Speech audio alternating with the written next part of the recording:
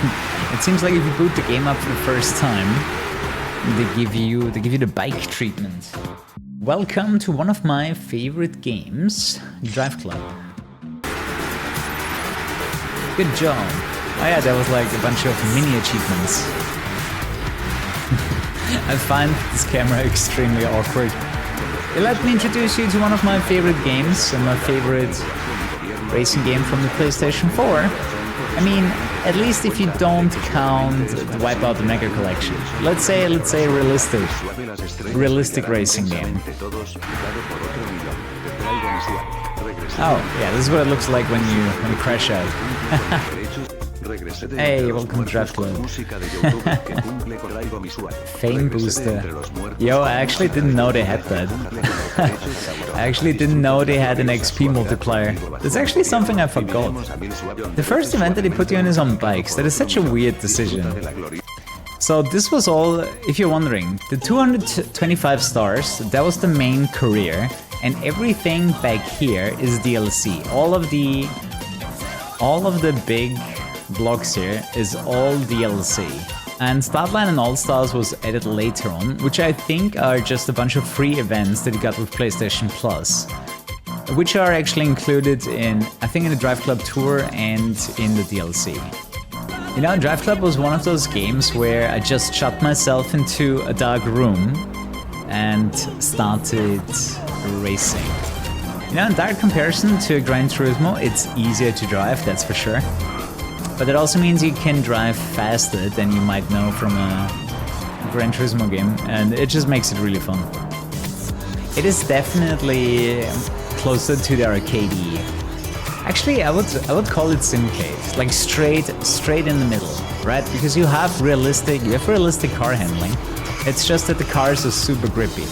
You know, to me it feels like Most Wanted, but not as grippy as Most Wanted. Also, this game back then was a graphical revolution. So some of these cars were DLC, and the one thing that was super obvious, the DLC cars were faster. I gotta say, this Civic, back then I really didn't like it, this model. The Clio is faster. Dude, I'm even beating Golfs. Hurts me in my soul. Wait, how did you get the Golf? Oh yeah, that was a Drive Club server car only, that's why. I think they did an absolutely insane job of modeling the inside of the cars. There are really not many games out there that look as good as this one. Sadly, 1080p 30 FPS limitations. Could only imagine what this game would look like in 4K unlimited frame rate. Let's see when PlayStation 4 emulation gets to this level. Did a really good job. This is actually one of those games where the 30 FPS feel less 30 FPS than other games, I would say. Ah, right, because I'm not in the club, I can't use the club livery anymore. No.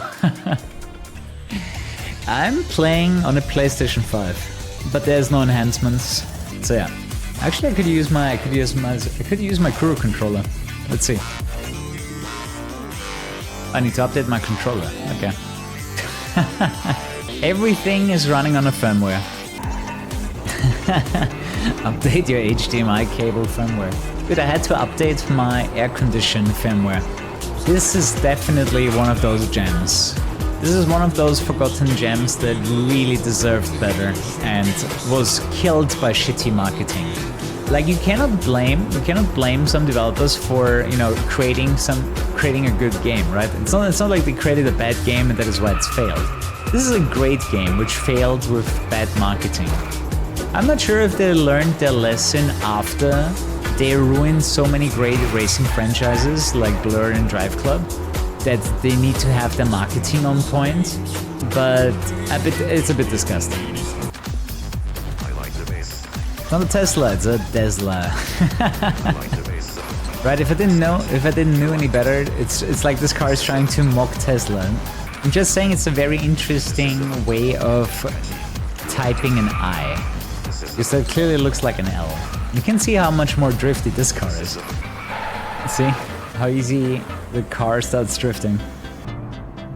It's so silent as an electric. It's actually going to be quite difficult to get a clean lap in this car because it's so drifty. But yeah, this was one of those games with cool tracks and cool cars, a handling that I liked, a multiplayer that was fun. Like for me, this game had everything at the time. This game also had a metric shit ton of different tracks, so we're not gonna run out anytime soon. You know what's funny? This was actually a game where I was really excited for DLC that was basically new tracks and new cars. To be fair, I cared a lot more about the new tracks, but they added some really cool cars that I actually ended up buying all of the DLC. But I bought all of the DLC and I really liked all of it, including like the base game was already amazing, and then they announced DLC, new tracks, new cars on a 2-weekly release schedule. So you actually had 2 weeks with the current roster before you were like trying and playing all the new cars. So if you're someone that absolutely must play this game with all DLC, it's either borrow someone's account or crack a PlayStation 4. Hack someone's account. I think the hardest thing would be to find someone where you actually know that they have the game with all the DLC. Mr. Red Flags. It's actually a really nice indicator for braking. This game does not have any brake indicators that you can turn on like a driving line. You have to figure that out yourself, which I think is good for seasoned players, but probably really bad for someone that is completely new to racing. Especially, I don't think the game tells you it at any point. I remember it was in a developer showcase that they said, hey, you see those red markers on the right hand side? It means it's a tough corner and you have to brake hard. It's all fantasy tracks, and I really like that. Because there's a million games with real tracks out there, right? So I was super happy about the fantasy tracks. Like, it was so refreshing playing something new. Whoa, that was not what I wanted. This game's sense of speed is realistic. Yeah, it actually comes with reasonable camera shake, so you actually feel like you're going fast. But look at the detail, man. I mean, you can clearly tell they laser scanned every one of these cars. Got a Bentley. One of my personal hate cars, this one. BMW versus Mercedes. Ooh, you can also pick a Z, which I think is one of the better cars. There's a problem with the drive club service. Oh no! Anyway, this chicane here is interesting because there's very much a direct line you can abuse. I think if you don't get the gold immediately, you can drive another lap. Oh yeah, there we go. You can already say. See, you can say I finished the event, I got my gold, I'm good here. I can tell you why Drive Club 2 will never happen. First of all, the studio doesn't exist anymore. Second of all, there isn't enough room on the market for another game like Gran Turismo. And why would Sony compete against themselves? Right, they can sell more copies of Gran Turismo or share the market with a game of their own making. And they kind of realized that back then already, and they massively cut the funding for advertising. Like, this game did not have a lot of advertising. Like, the marketing was terrible. Biggest downsides. I mean, it is missing features that other big franchises have. On release, the online was very, very bad. It was hard to get a multiplayer lobby going, but when it was going, it was fun. Oh, that's a win. And the broken neck. And another new track. This game definitely... I wonder how big the track list is in this game. There's just so many.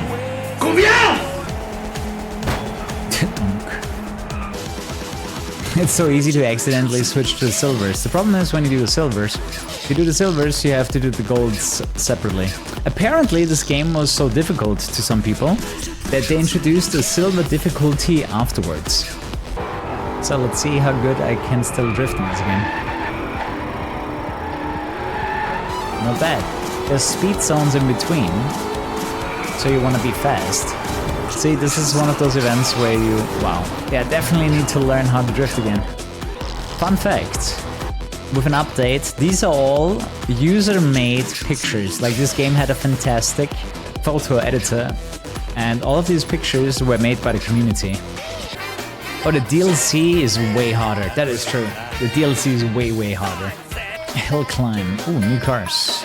A lot of new cars. Oh yeah, I think this is... The performance class has a shit ton of cars. Dude, what is that guy in first? What is he driving? Is it the Ferrari FF?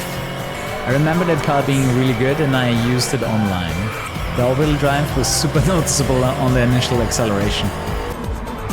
Oh yeah, true. If you have a VR headset for PlayStation 4, you can use it. This game actually has a virtual reality functionality. I haven't tried it yet.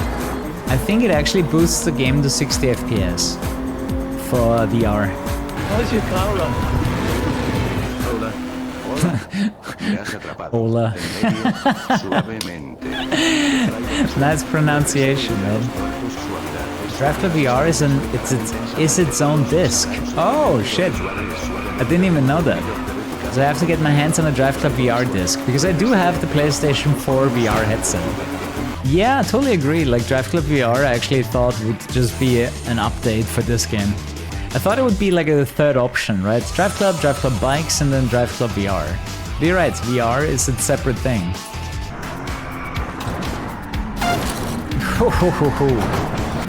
Wait a second, I thought this game has a...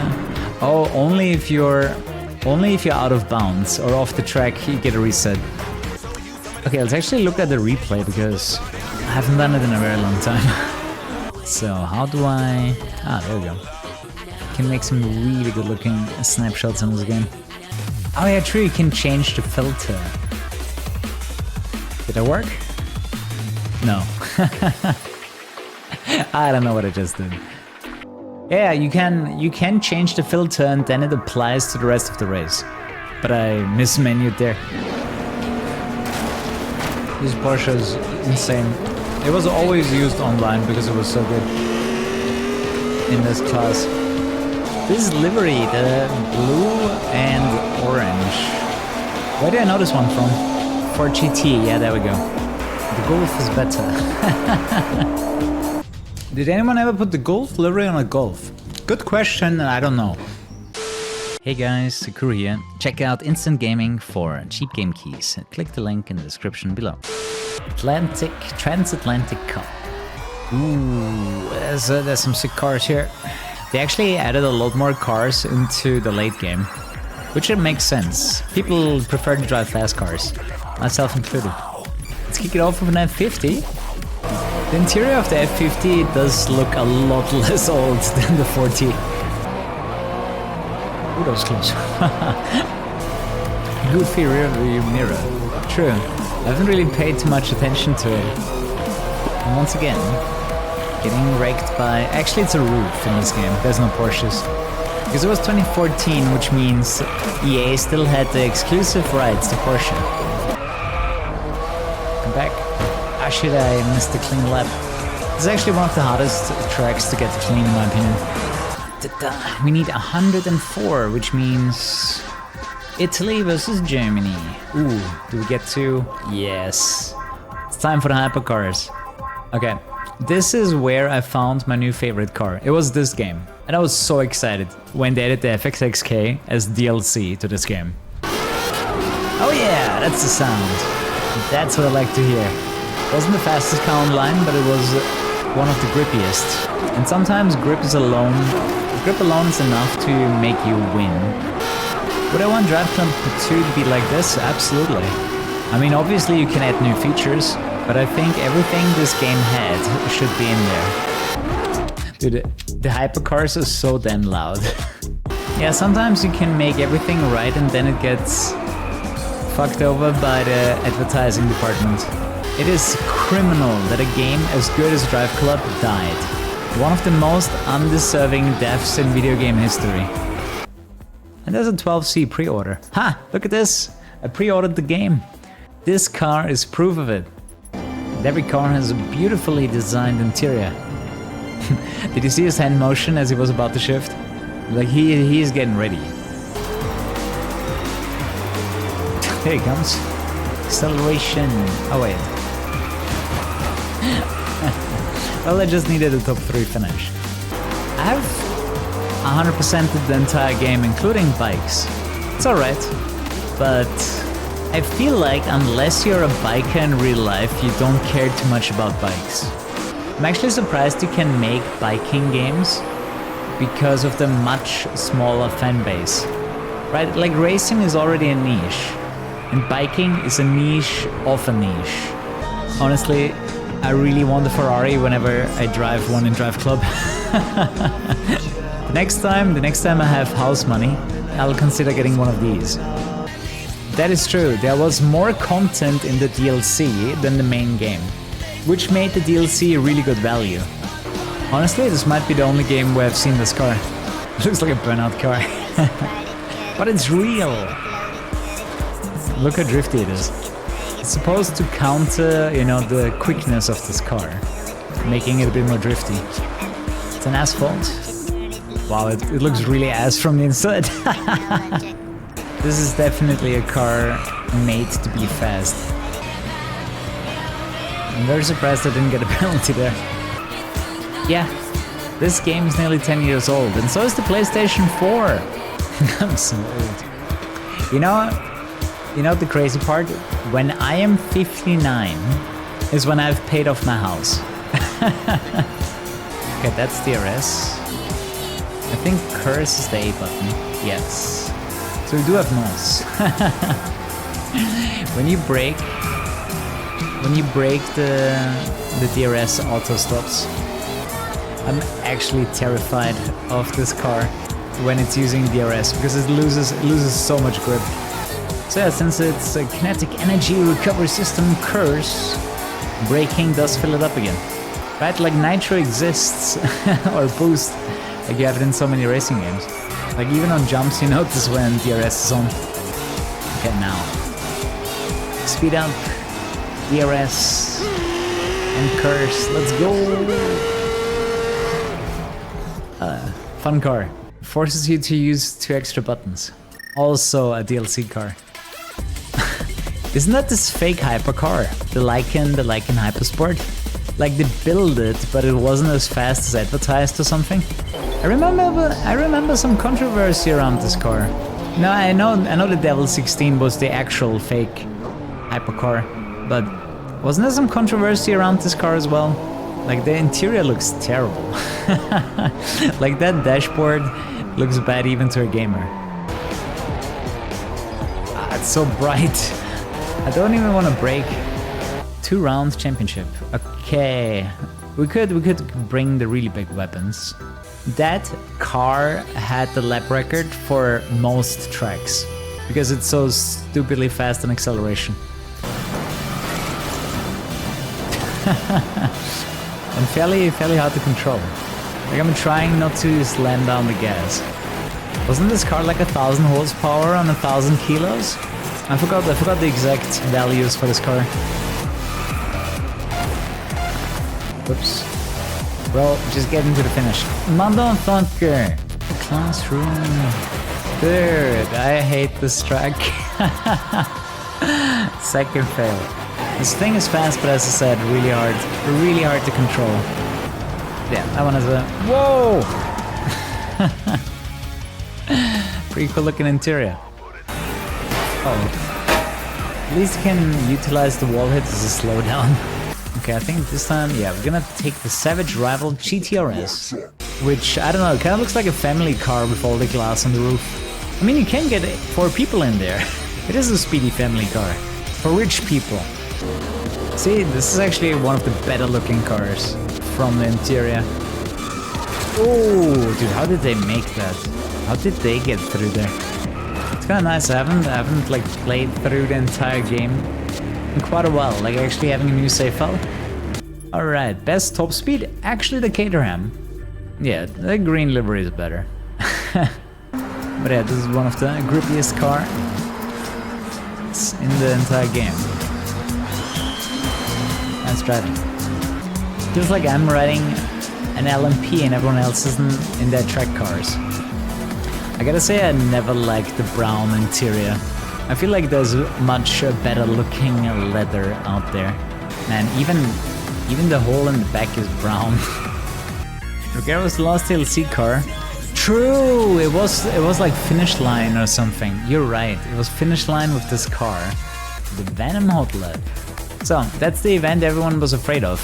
Because this car is hard to control, and the timing is pretty tight. It's really just learning the optimal braking points. Also, I think this is a pretty difficult track to learn the racing line in. But this was regarded the hardest event for a long time, and then they brought out the Venom Hot Lap too. This time in the rain. I think this is where the Venom is really slow. This is the part where it's really slow. It's not cutting the curbs whatsoever. Oh! Close. Hey, beat it by 107 milliseconds.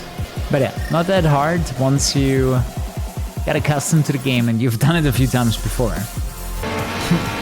If you ever wanted to know what it feels like if somebody bolted you to the hood of an FXXK, I wonder how fast the car could still go if someone actually bolted you to the front of a car. I'm so happy that, you know, I live in a lifetime where I get to experience this game. They just nailed it with this game. Graphics, sound, sense of speed, cars, tracks. This game had it all for me. And the developers, dumb as they were, promised a free PlayStation Plus version of this game. But yeah, Sony never intended to give like the game away for free, so it was a bit of a misunderstanding. Like, there was a PlayStation Plus version of this game with massively cut down content. I know a lot of people thought they would get the full game, so they never bought it back then. And then they had to wait like half a year for a PlayStation Plus version. It was all kinds of messy. I'm gonna get a cease and desist if we keep crashing the car. It's a fair point. What's more fun than downhill in a hypercar? I'm beyond disappointed. So much talent in a single studio, and the publisher wasted it. So yeah, shame on you, Sony. Split, is that it? Was that the last race? Then it's time for the DLC. GG! So this was the main part of the game. You can see it has 225 stars, but then they added 900 more stars in DLC. Every one of these packs I think was $5. Or maybe 3 of them were $10, I'm not sure anymore. The car is an all-wheel drive, but it kind of feels like it. 120, come on! Easy. You do hear similar things though every time I play this game. Man, I wish I had it, man, I wish I bought the DLC, and I get it. It's actually one of the few games where I really enjoy the DLC. And you know why? Because we don't have an open world, right? Because we don't have an open world, they can make extra tracks, right? This could be quick. Single lap, the Twingo. This Twingo is fun. Stupidly fast.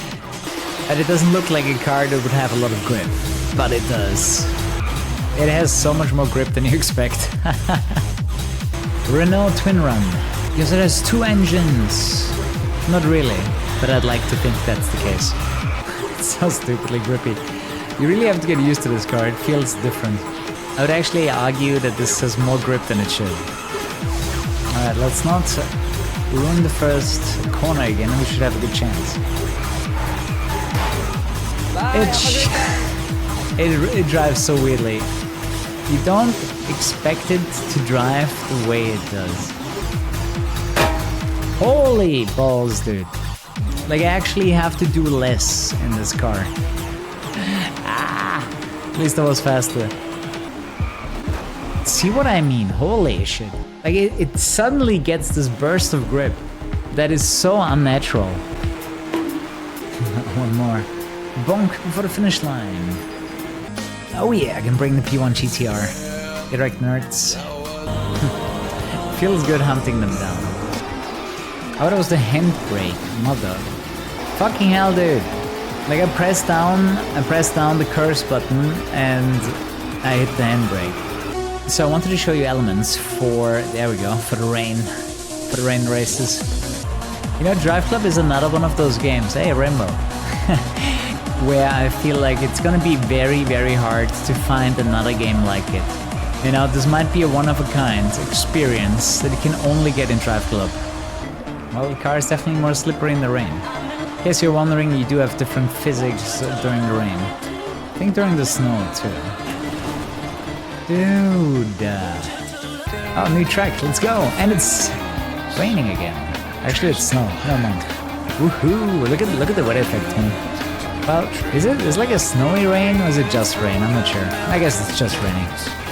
It's so funny, like you can play Drive Club for an entire day and you will still find new tracks. There is so much to discover in this game. Ah, there we go. Now I can use the Zonda. Really nice track to build here. They had a pretty clever person working on the track design.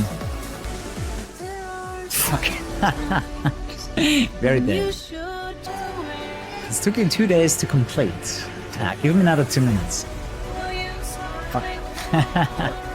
Especially, he isn't really that fast. It's just me getting penalty slowdowns. I love that perfect cut right before you would hit the corner. If you know about a working download and setup, a guide or something, holy shit. Then it makes it a lot easier. Okay, I definitely know why my car looks like this right now. Seriously, collision penalty? It's the first time. It's the first time I got a collision penalty in this game.